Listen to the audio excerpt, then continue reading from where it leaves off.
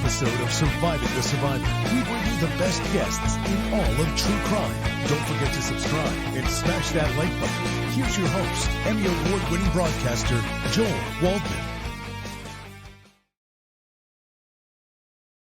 So the motion to dismiss, defendant's motion to dismiss is around 50 pages with attachments.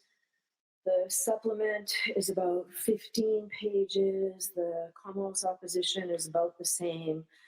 The motion for sanctions is about 30 pages. There's no supplement, Ms. Giannetti? There's no supplement. Okay, and then the Commonwealth had about 25 pages, and then the Commonwealth supplement covered both motions, and the Commonwealth had originally probably hundreds of pages of exhibits. So I have read all of that, and I am mindful also, I keep coming back to the letter that was written to me on February 26th from the Deputy U.S. Attorney, who says, "We expect, of course, that the parties will disclose orally the materials in court only as necessary to further the proceedings."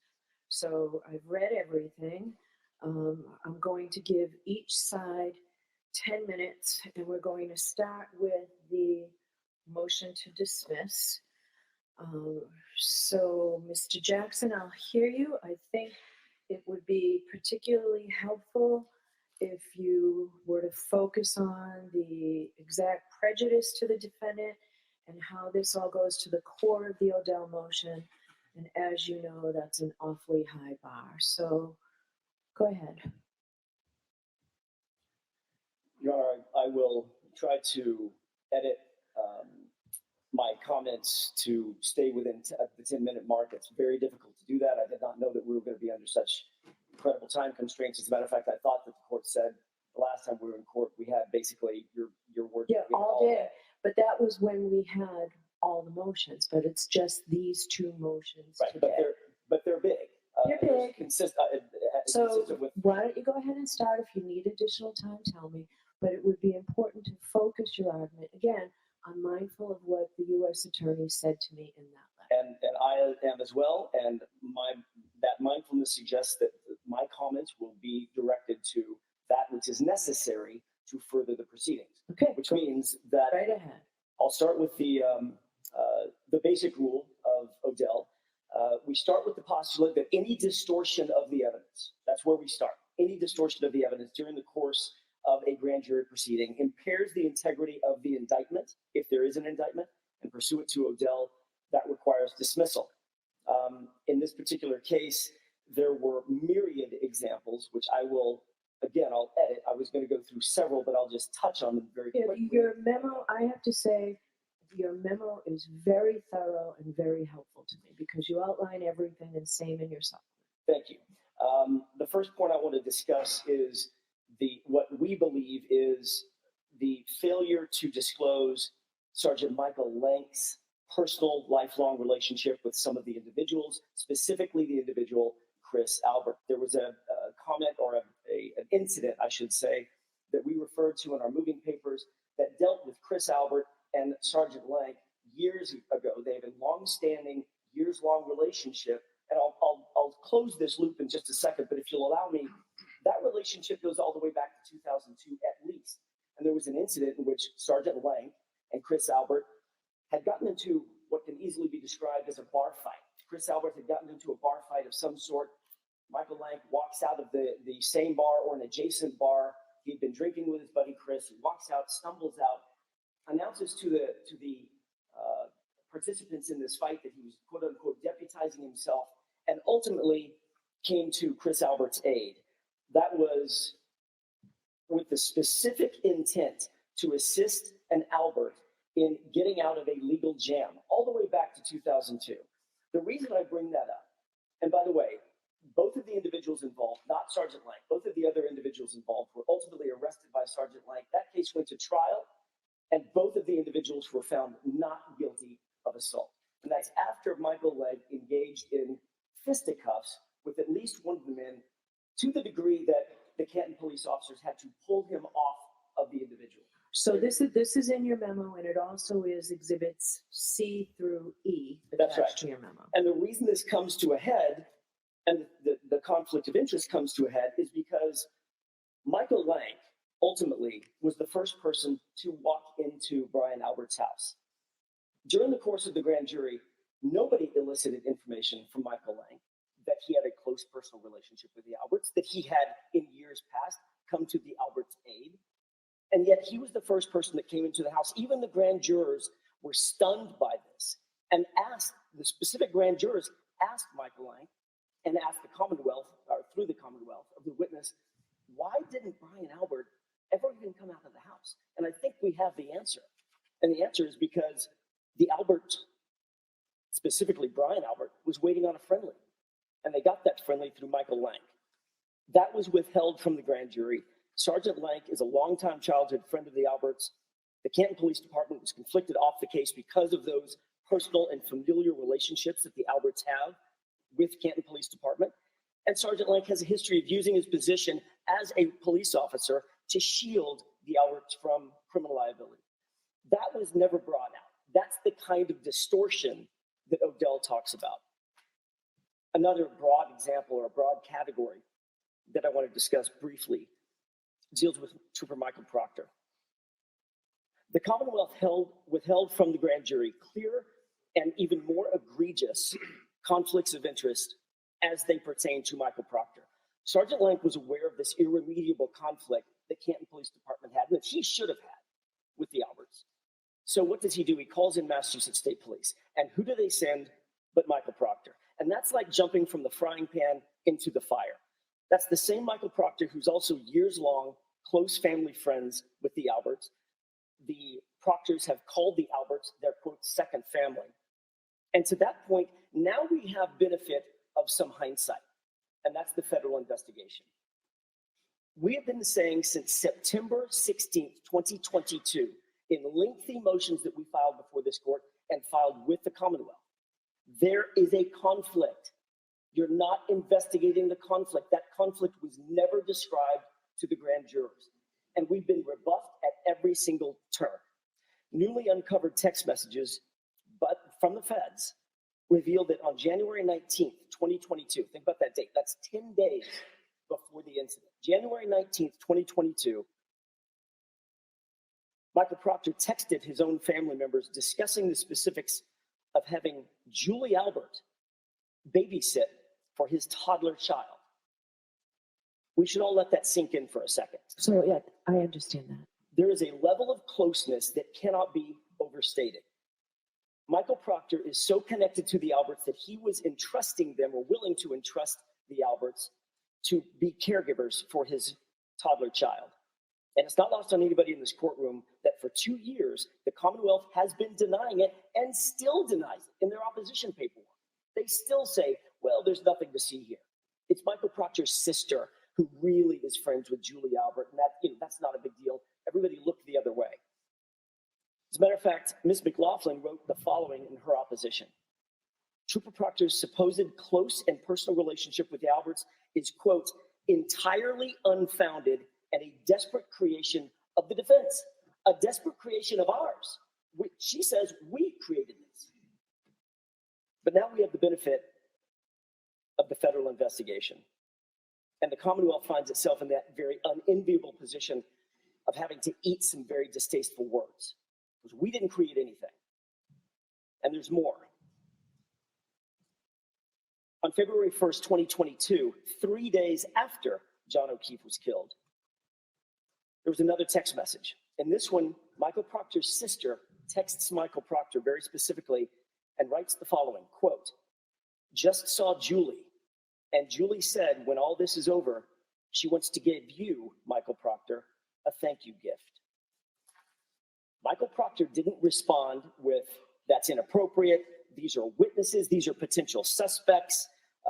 Please tell her, don't ever do that again. Don't ever suggest an exchange of gifts again. That would be inappropriate. I'm going to go write a report. I'm going to turn it over to Mr. Lally, and Mr. Lally's going to turn that information over to the defense and to the court. No, that's what he should have done.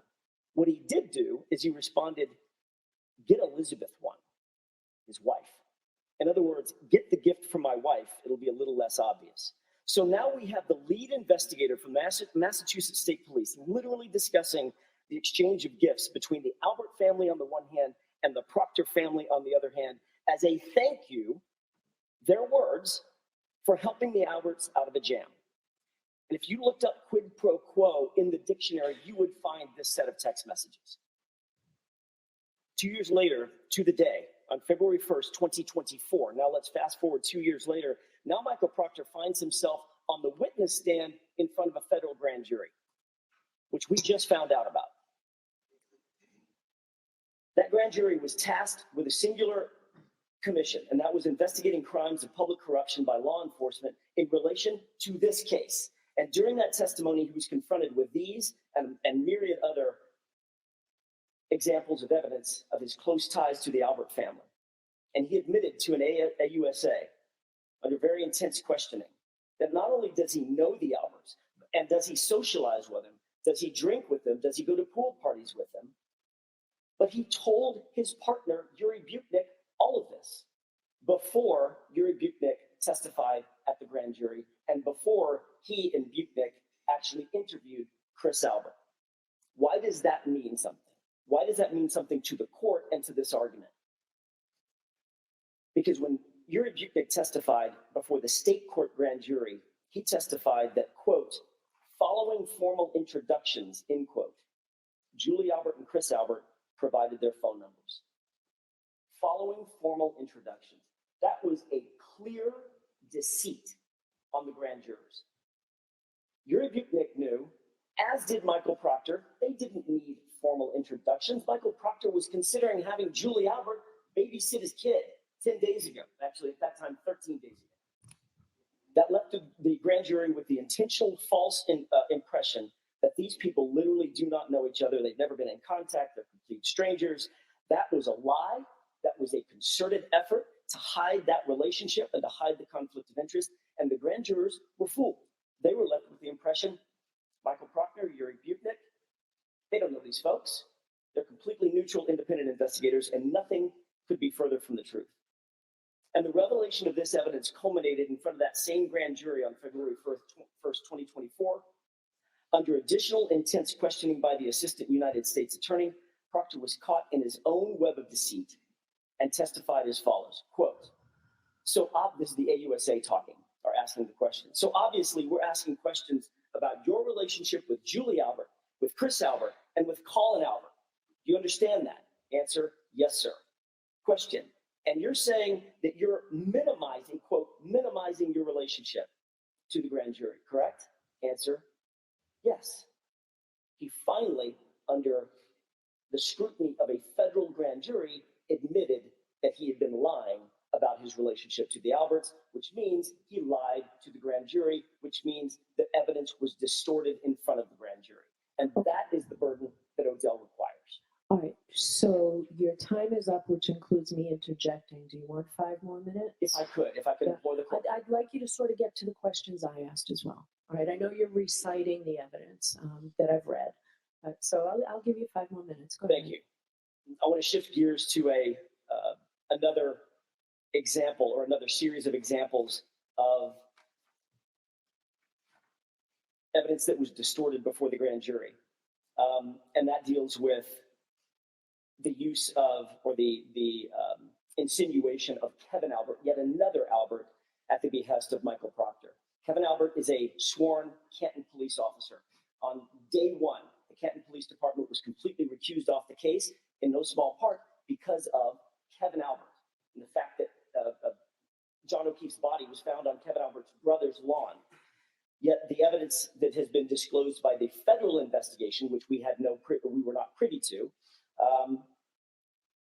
is that Michael Proctor actually utilized Kevin Albert's services to coordinate with the very witnesses who should have been potentially suspects and certainly should not have been subject to coordination by an Albert, when that's the very person on whose lawn John O'Keefe, or his brother's lawn, John O'Keefe was found. I want to turn to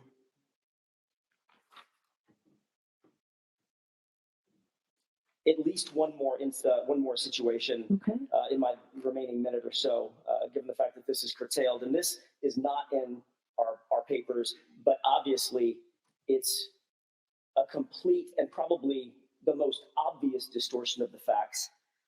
The Commonwealth suppressed one of the most obvious pieces of exculpatory evidence in the entire case, and that was a piece of evidence that they know torpedoes their entire case and their theory of this case, and that's Jennifer McCabe's Google search at 2:27 a.m., how long to die in cold. They had her phone at the time of the grand jury. They had her complete extraction of that phone at the time of the grand jury. They had a Celebrite report, Your Honor, at the time of the grand jury, and yet they did not present this evidence. They claimed, oh, well, we didn't have the right version of the Celebrite software. That's on them. That's not our fault. Certainly not Ms. Reed's fault. That's their fault. Get the right software. If you're going to bring this case, do it the right way. They say their argument is, well, we just didn't have the right software, so we didn't have the information. That's not true. They did have the information. It was sitting in her phone. They just didn't do their job and extract it. And should the Commonwealth once again stand up in some sort of desperate pitch to dispute that time and this critical evidence, the court should note the following. Not only does the Celebrite report confirm the search and the time of that search, not only do our experts confirm the search and the time of that search, but now a Quantico-trained special agent with the FBI's Regional Computer Forensic Lab. In other words, the United States Federal Bureau of Investigation also specifically confirms that that search was made on Jennifer McCabe's phone, and it was made on or before 2:27 and 40 seconds a.m. on January 29th, 2022. That fact, Your Honor, is no longer open for debate. And none of that was presented before the grand jury. I'll conclude by saying any one of these examples, and I didn't touch on all of them, but any one of these examples, the gift giving, the babysitting, the telephone extraction, the Google search at 2:27 in the morning, all of these, any one of these would be enough to dismiss the charges as they sit here today. But the cumulative effect of this deception and all of it, this distortion from the grand jury, is too much for the court to ignore. The simple fact, Your Honor, is the presentation before by the Commonwealth before the grand jury in the state court action, it just wasn't fair. That's the easiest way to say it. It just didn't give Ms. Reed a fair shot. It just didn't. That presentation was packed with lies, known lies by the investigators, and the omissions and the manipulations and deceit by the very people that are supposed to be the ones that we in the community can trust, the ones that are supposed to protect our interests. And the law does not allow this sort of conduct to go unchecked. When the remedy, when this sort of travesty of justice occurs, is established by this state's Supreme Judicial Court, and that is dismissal of the indictment in its entirety. And it is not enough. And I'll be surprised if I don't hear it today. But something suggests, based on the moving papers that we just got from Mr. McLaughlin and Mr. Lally, are, well, Your Honor, we didn't know. We didn't know about the text messages. We didn't know about Proctor. We didn't know about Lank. All that stuff was revealed through the federal grand jury. It doesn't matter that Ms. McLaughlin individually didn't know, or Mr. Lally can say, I claim ignorance, I didn't know either. It's enough that an arm of their institution, law enforcement, they knew. And that was their job to tell the truth. That was their job not to fool or distort the Commonwealth. I'm sorry, the grand jurors. With that, Your Honor, thank you for the time, and I'll submit. All right. Thank you. Mr. Lally, we're going to start with 10 minutes. If you need more, you need to tell me. Sure.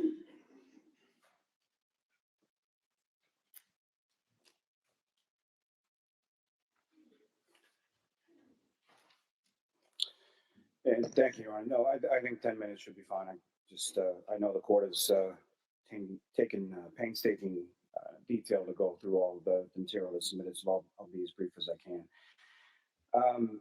Essentially, the defendant, as the court is aware, doesn't challenge the grand jury presentation on the McCarthy grounds or probable cause standard.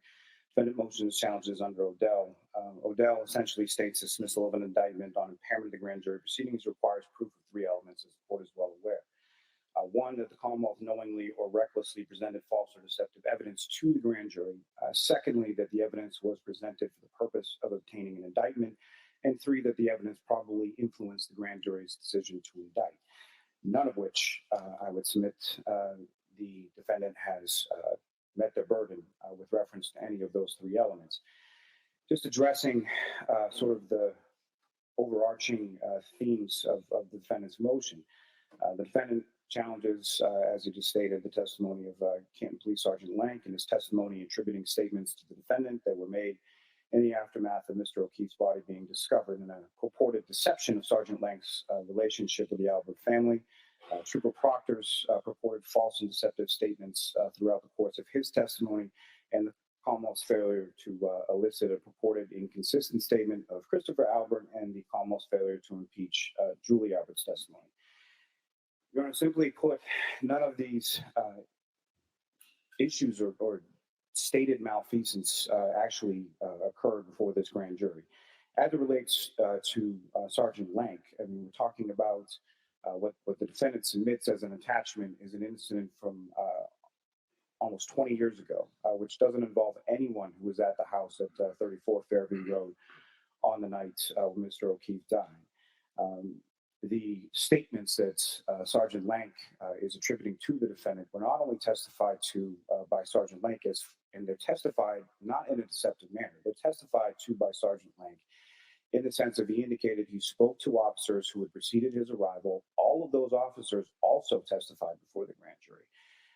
All of those members who received statements from the defendant essentially indicating that she did it, that doesn't just come from one source. That comes from at least 5 different witnesses, 3 of them paramedics with the Canton Fire Department. Counsel posits the question of why didn't Brian Albert come out of the house? No one did. Not only out of that house, but any house. It's clearly visible in the grand jury exhibits. You have the cruiser camera footage from Officer Saraf, as far as no one else in the neighborhood coming out of the house, as well as testimony from a number of different witnesses that were there and present on that morning in the dark, in a blizzard at the time that Mr. O'Keefe is found. Counsel wants to say that the Commonwealth is asking the court or everybody to sort of look the other way when it comes to these things. What I would submit is that's exactly what the defendant is doing. Look the other way, defense by obfuscation. It's essentially, it's a 3-card monte trick, card trick on the corner on the side.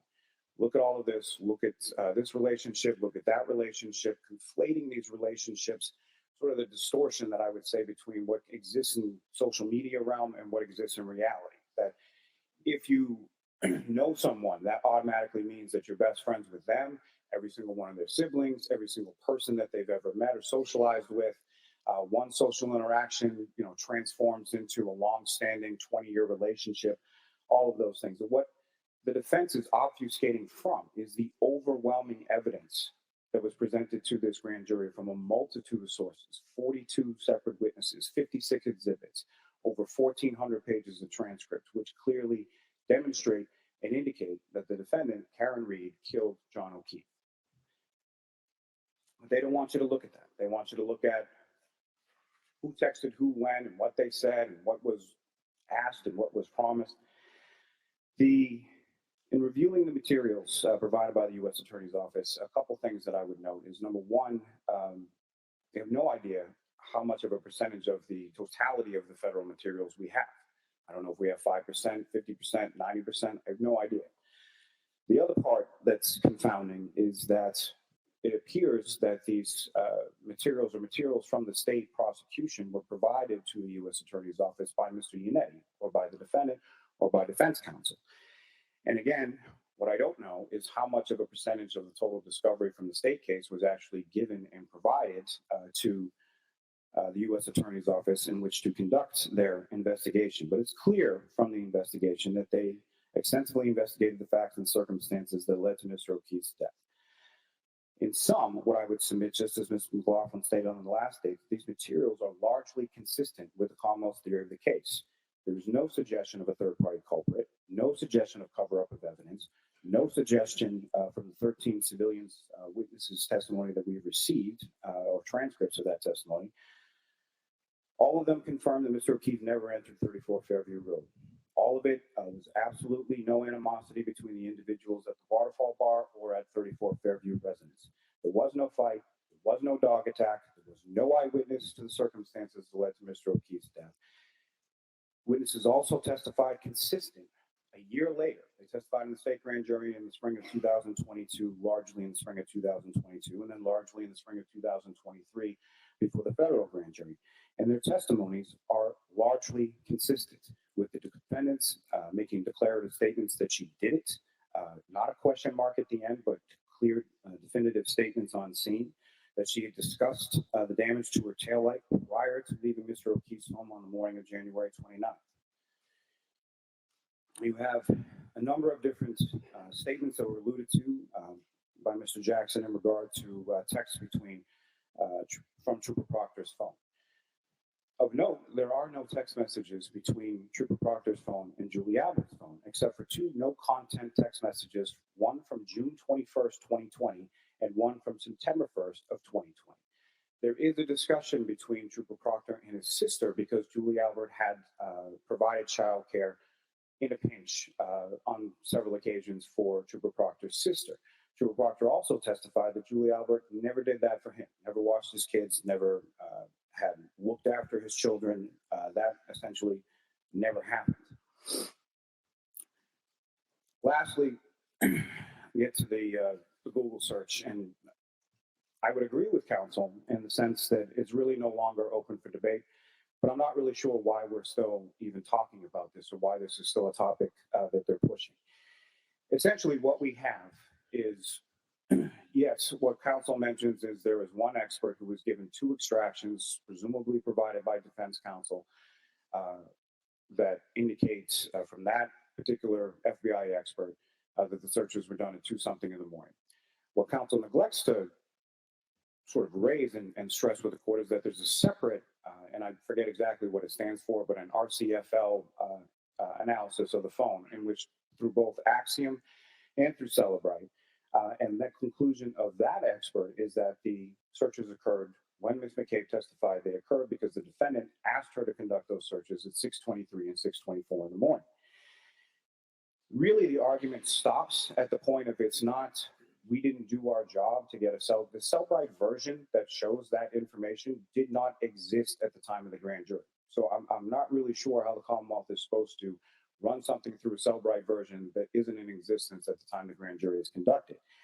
It's a subsequent version in which their expert, Mr. Green, finds these purported search without looking at the cache files, without looking at the DB list, without looking at the SQLite database, without looking at the wall file, all of which was done not only by Trooper Garino, an independent expert named Jessica Hyde, which counsel has all of them, as well as the senior technical analyst from Cellbite itself, a man named Mr. Whiffen.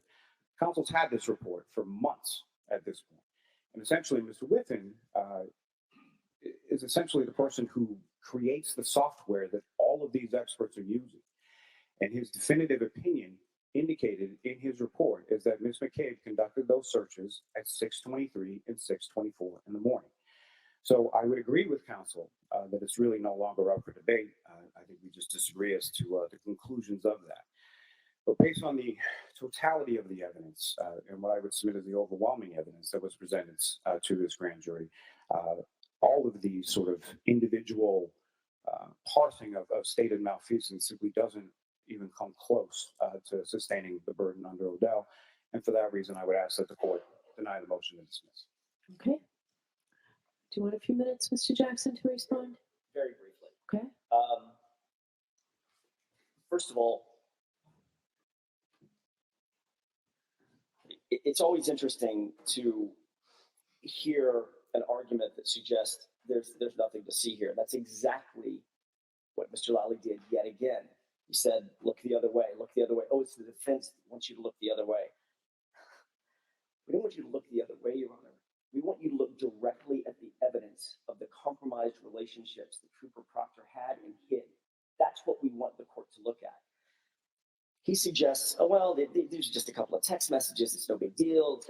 The fact is, Your Honor, she really hit him. She really hit him with the car. Let's remember, she really hit him. And these text messages, they mean nothing. We're talking about the integrity of a sitting grand jury presentation before that grand jury. What Mr. Lally now has in his possession, but he didn't mention, now that he says, oh, well, she killed her. Let's just get on with it. She killed him. He's already tried and convicted her in his mind and tried to do it in this courtroom. Doesn't quite work that way. Now Mr. Lally has in his possession another thing from the feds that we didn't have access to. The federal investigators hired, independent of us, we had no idea, and independent of the Commonwealth, hired a professional reconstructionist, 3 PhDs, to look into exactly this issue. Did Karen Reed's car, did her SUV make contact with John O'Keefe? And their conclusion to a person was his injuries were inconsistent with the damage on the car. The damage on the car was inconsistent with having made contact with John O'Keefe's body. In other words, the car didn't hit him, and he wasn't hit by the car. Period. Full stop. That's their independent expert, not ours, not somebody on our payroll like Mr. Whiffen or one of their experts or Trooper Guarino, who's an arm of the agency. This is an independent federal government witness or series of witnesses who say unequivocally that car did not hit John O'Keefe, and John O'Keefe was not hit by that car. But he didn't mention that. Second, he argued that the texts were not, these aren't texts between Julie Albert and Michael Proctor. These are texts between his family members. And then he mentions these 2 texts that had no content. What are the chances that Michael Proctor sent Julie Albert texts with no content? Your Honor, it's not that they didn't have content, it's that it couldn't be recovered, which sometimes happens. But we do have evidence that they were in fact in communication with each other as early as 2020. And with regard to the 2:27 a.m. search, it's not a 3-card Monty. It's not a shell game or whatever other fanciful thing Mr. Lally wants to suggest that it is, as he tap dances his way around this. He says that our expert, Rick Green, didn't look at the SQLite database. Yeah, Mr. Lally, reread his report. Yes, he did. He didn't look at the wall file. Yeah, Mr. Lally, reread his report. Yes, he in fact did. And he's the one that found the 2:27 a.m. search. And with regard to the Regional Computer Forensics Lab, that's the definition he couldn't remember. What they actually said was, because Mr. Lally got this wrong too, what they actually said was, yes, there was a 6:23 and a 6:24 search. And there was a 2:27 a.m. search as well. All 3 of those searches existed in the phone, Jennifer McCabe's phone, and it's not up for debate. That wasn't presented to the grand jury. The information that we've been talking about today wasn't presented to the grand jury. We're talking about the integrity of a proceeding. He doesn't get to convict my client by standing up here and pounding the table and saying, oh, she did it, she hit him. So let's just all get on with it and deny this motion. We're talking about the integrity of what is the foundation of Massachusetts' judicial system. And that integrity was compromised, that integrity was impaired. And it demands that justice be done. And that justice is in the hands of this court. We ask this court to do what the evidence dictates, do what the law dictates, and that is dismiss this indictment. That is the only way justice will be found in this case. Thank you. All right. Thank you very much. Ms. Giannetti, are you all set? Yes, Your Honor, thank you. So at the same time, and let's see how you do with it.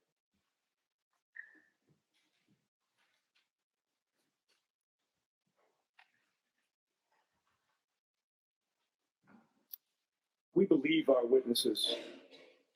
They are telling the truth. Karen Reed is guilty.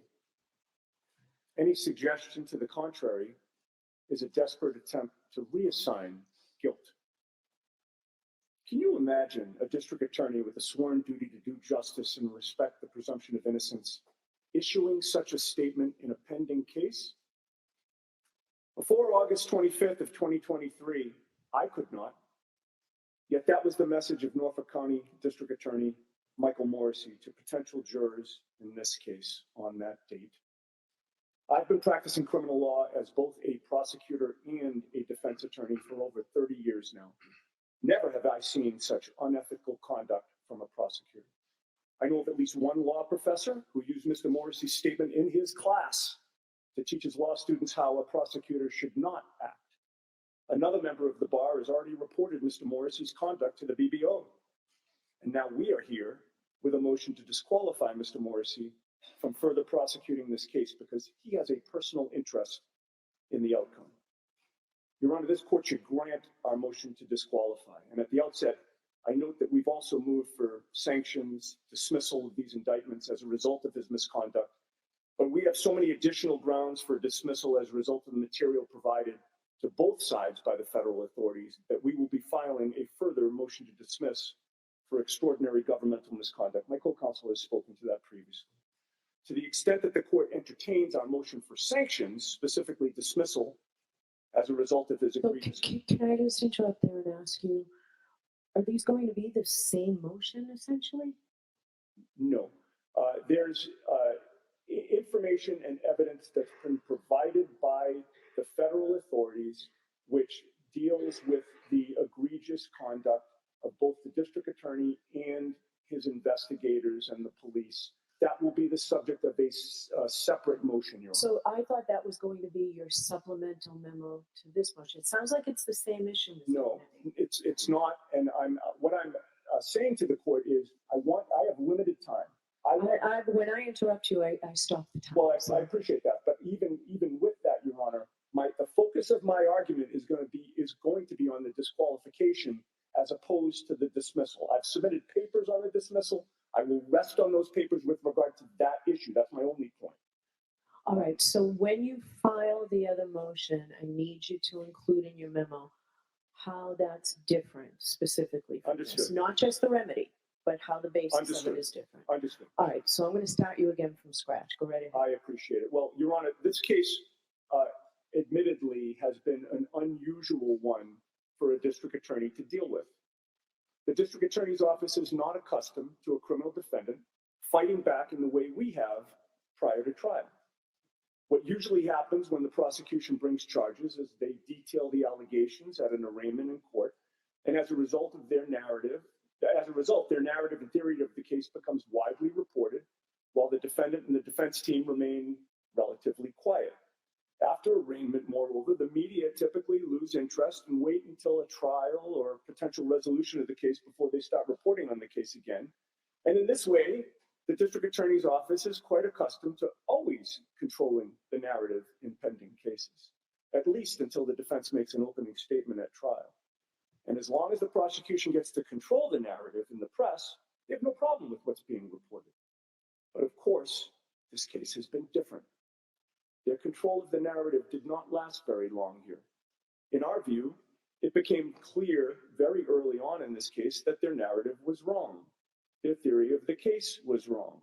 Their allegations did not fit with the evidence that we fought so hard and for so long to get access to over 2 long years.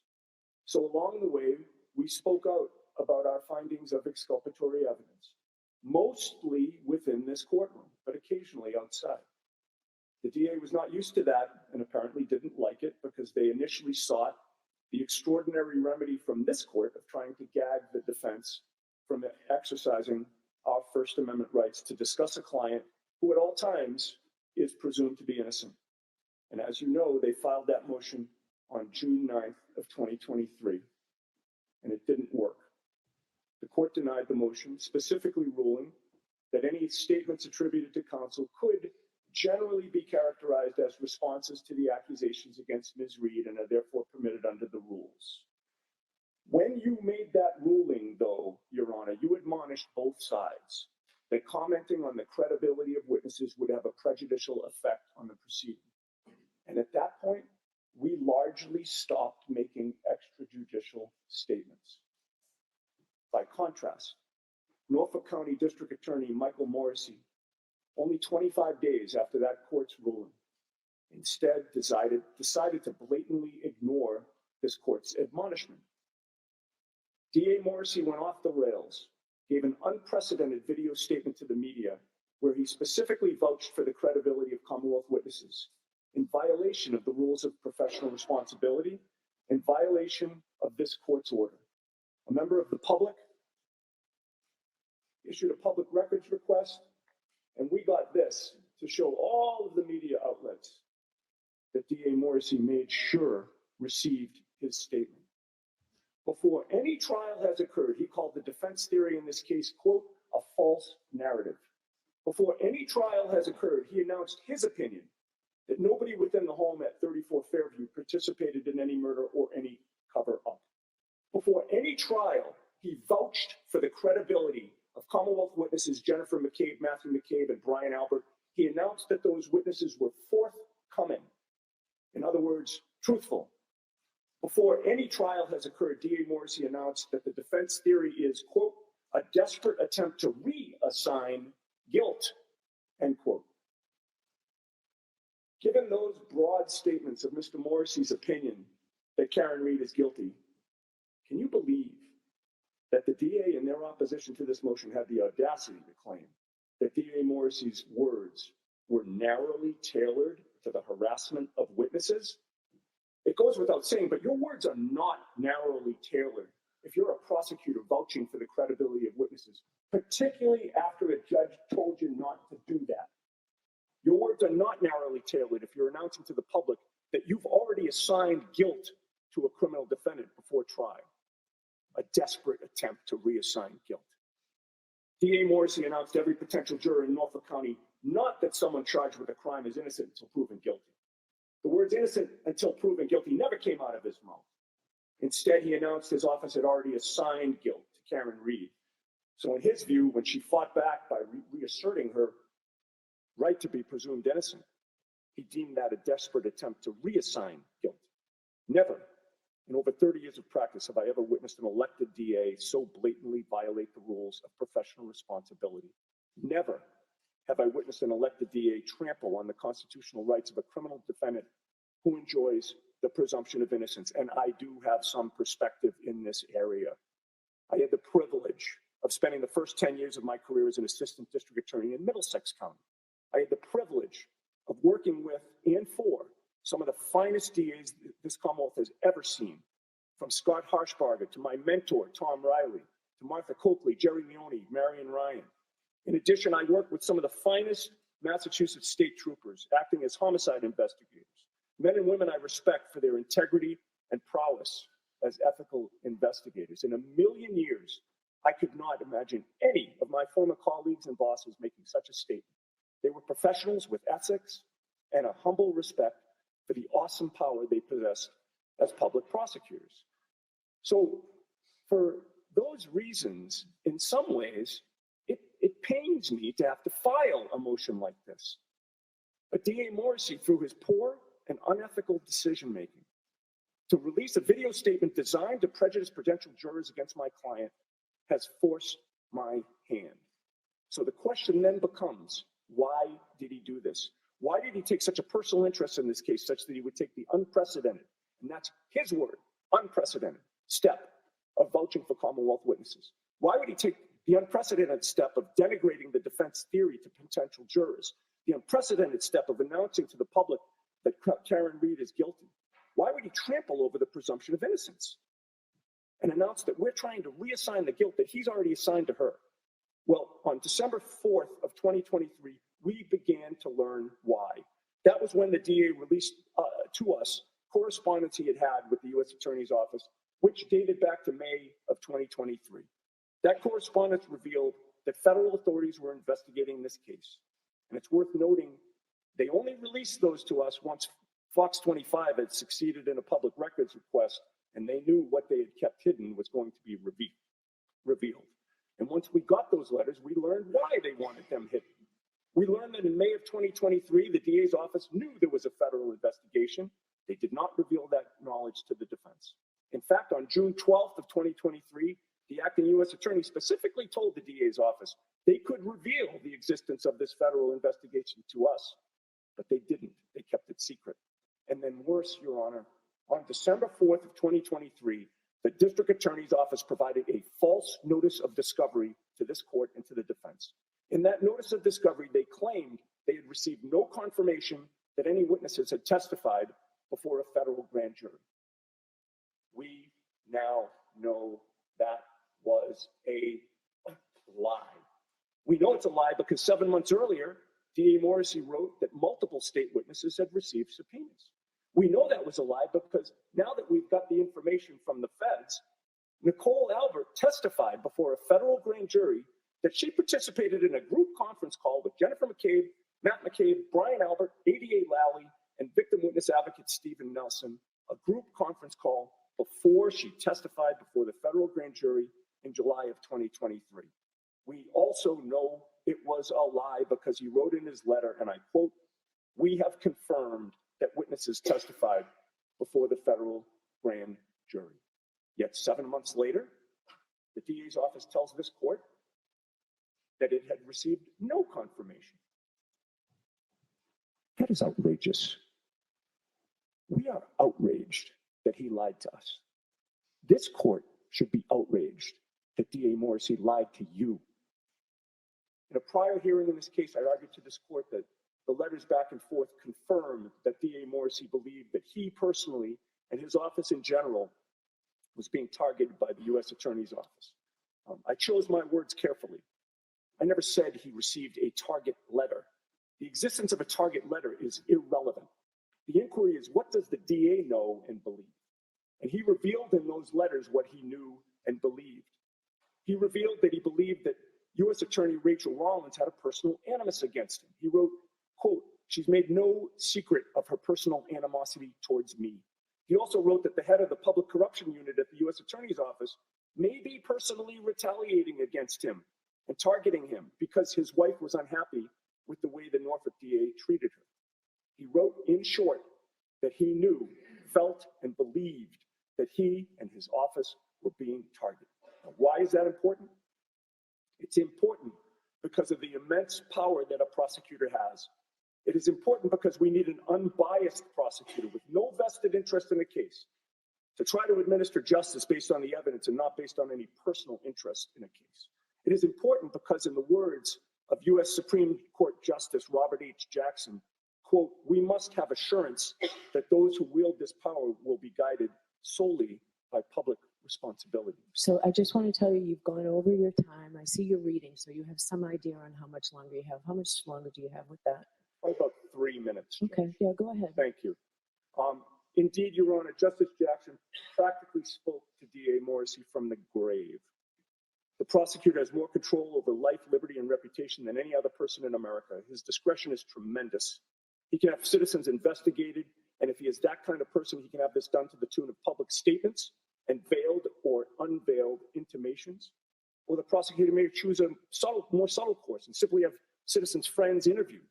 Prosecutor can order arrests, present cases to a grand jury in a secret session, and on the basis of his one-sided presentation of facts can cause the citizen to be indicted and held for trial. Well, while the prosecutor at his best is one of the most beneficial forces in our society, when he acts with malice or other base motives, he's one of the worst. In his own words, DA Morrissey revealed he has an interest in this case that goes beyond the interests of justice. He revealed that he knew that his office was being unfairly targeted and investigated. And it doesn't matter if his belief or knowledge was right or wrong. It's only important that he believes it. And this means he has a personal interest in getting Karen Read convicted. If he can use whatever means he has at his disposal to convict her, and he succeeds, that would vindicate him and harm the federal investigation of his office. On the other hand, if she's found not guilty, as we expect she will be, he knows that he and his office will remain in the crosshairs of the federal investigation. And it's important to note, Your Honor, both sides have been made aware multiple times that as we have this hearing today, that federal investigation is still open. They've called most of the Commonwealth's witnesses to testify, but they're not done. DA Morrissey has an interest in this case not to do justice, but to win. That's why he hid his knowledge of the federal investigation for 7 months. That's why he slow-walked discovery. That's why he gave a lengthy video statement saying Karen Read is guilty. That's why he talked about our theory being a desperate attempt to reassign guilt. And perhaps that's why, in contravention of Judge Krupp's preservation order, DA Morrissey's office gave the go-ahead to Brian Albert and Brian Higgins to destroy or dispose of their phones. We only learned that because the federal authorities revealed that in their investigation. And I'm just about ready to end. The DA also, as my colleague has indicated, the FBI has confirmed that Jennifer McCabe Googled, how long to die in the cold at 2:27 in the morning. But what has not yet been mentioned is that 5 minutes before that, Brian Higgins and Brian Albert were calling each other at 2:22 in the morning on January 29th after previously testifying they were both asleep at that time. There was a lot of suspicious activity in the early morning hours of January involving the witnesses that Morrissey improperly announced to the public were telling the truth. We're getting to the bottom of it, and the truth will come out. But as we continue to defend her, Your Honor, like any criminal defendant, my client deserves a neutral, impartial prosecutor interested solely in justice, with no vested outcome in this case. And it's crystal clear we do not have that in Michael Morrissey. That is why he should be disqualified from this case. And that is why I urge you to do just that in the interests of impartial justice. All right. Thank you very much. Who's arguing this? You, Mr. Lally? All right, so let's start with 10 if you need more.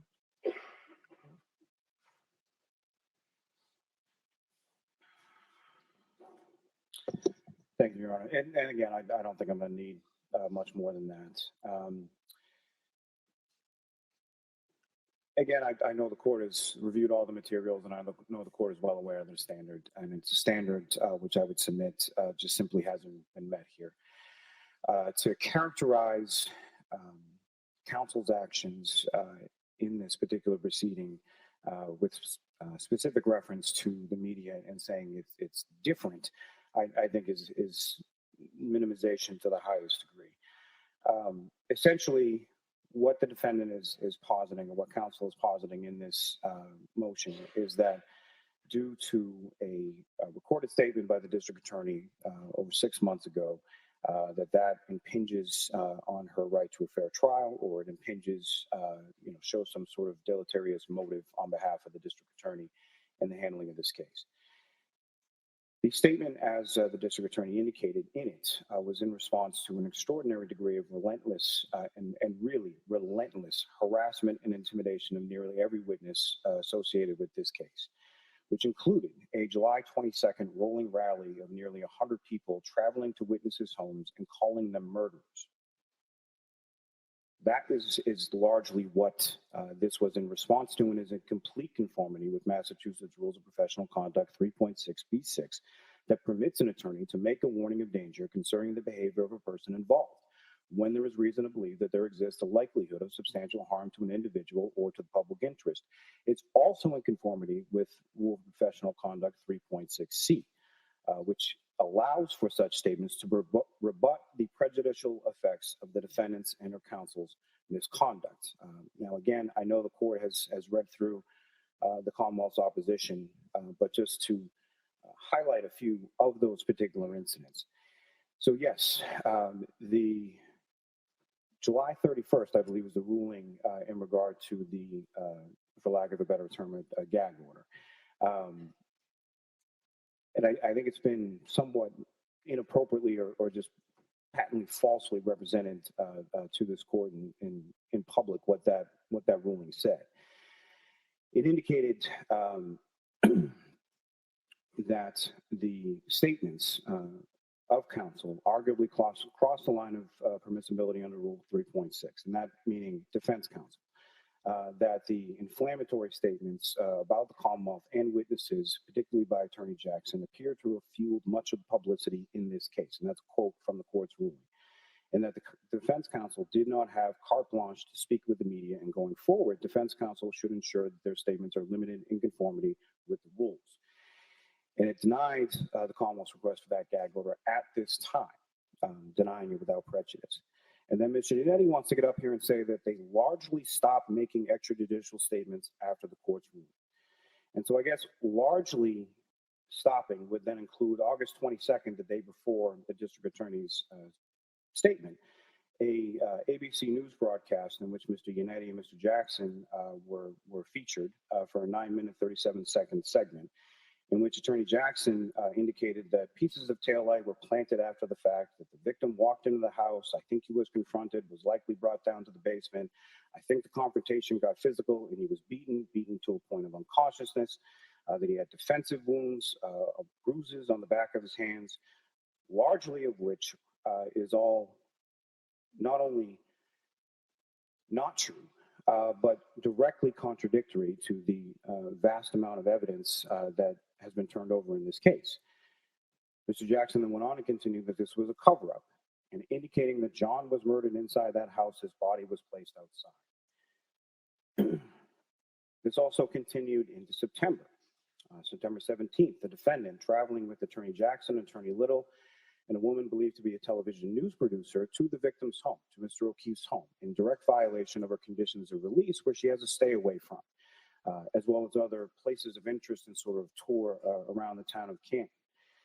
When balancing the amount of public and prejudicial statements made by the defendant and her counsel, the Commonwealth would suggest that then characterizing the district attorney's statement from over 6 months ago, threatening her right to a fair trial, is simply a position that's just untenable. Now, in context, as far as those particular statements, those particular actions go, as the court is well aware, there is a significant history between this defendant, Mr. Yannetti, Mr. Jackson, and the social media blogger, Mr. Kearney, who's now been indicted for intimidation of witnesses in this case. And with reference to that, there is a significant, despite public indications to the contrary, that indications from Mr. Kearney's phone, which was seized, is that there is a precipitous amount of phone communications, indications of communications between Mr. Kearney and Ms. Reed on a signal messaging app, an encrypted app, as well as, I believe, about 189 phone calls over a span of a few months. And that's just what's indicated or contained in the phone. There is also, going back to the spring of 23, direct communications between Mr. Kearney and Mr. Yannetti and Mr. Kearney and Mr. Jackson. They went out to lunch with Mr. Kearney following a court date in May of 2023. And this is a person who counsel in the memo seems to want to distance themselves from, based, I'm presuming, on subsequent indictments. But the truth is in the phone. The phone doesn't lie as far as those communications are concerned, as far as those communications between counsel and between the defendant in this particular case. So to say that this is a different case, again, I would suggest is a large minimization of what actually has transpired here.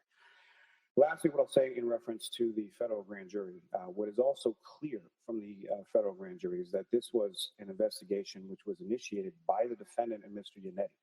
So to claim that he was in the dark or didn't know about this federal investigation, every bit of discovery that the federal government has from the state case was provided by Mr. Yannetti. Nothing was asked for from the Commonwealth. Nothing was asked for from the district attorney's office, the state police. So again, what I was intimating before in reference to the motion to dismiss, I have no idea what they have seen or what they haven't seen, how much of the file, how much of the discovery or anything else. It's all sort of been provided and colored by Mr. Yannetti. And this goes back to November of 2022.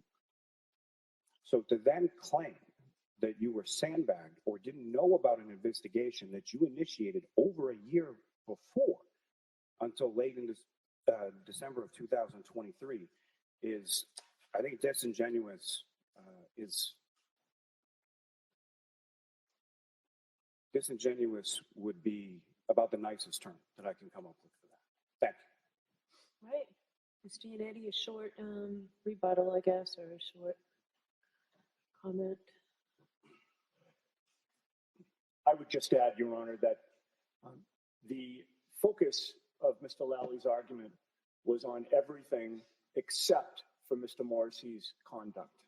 Just like it doesn't matter if Mr. Morrissey and his office are actually targets of an investigation, it's only what he knew and believed. Similarly, with regard to his conduct in keeping secret the existence of a federal investigation, it doesn't matter whether we knew about it or not. It's the fact that Morrissey knew, kept it secret for 7 months, and didn't reveal it to the defense until the media got access to those letters. And with that, I would rest. Okay, thank you. So I do have a question. Did you file the Rule 17 motions already, or do you expect to file them later today? We will be filing them by the close of business today. Okay, and they're pretty much outlined in your previous motion, what you needed to file, or are there additional ones in your I motion? believe with the they're container? outlined. Yeah, they're outlined, Judge. Okay, I asked because Mr. Roach told me that on the March 20th date, the council wants it to be via Zoom. I'd prefer it not be, because with Rule 17, as you know, that the record holders come into court and object. So I don't want you all to be on the screen. And Mr. Yannetti, certainly your local counsel. Mr. Jackson, if you want to be on the screen, you can. But I need somebody here. I understood you, Ron. That's fine. Okay, That's fine. it makes sense to me. If I may just, Yes. can I appear in person and have my client join me? No, she has to be here. Okay, thank you, Judge. All right. Was there something else? Yes. I would ask, may we approach just as the scheduling issues? Okay.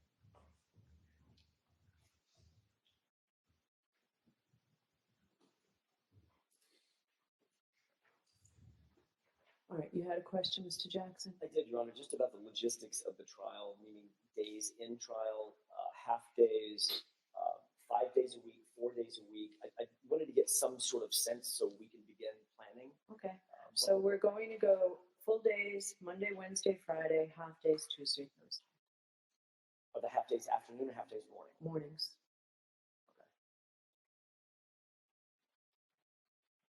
Okay, anything else right now?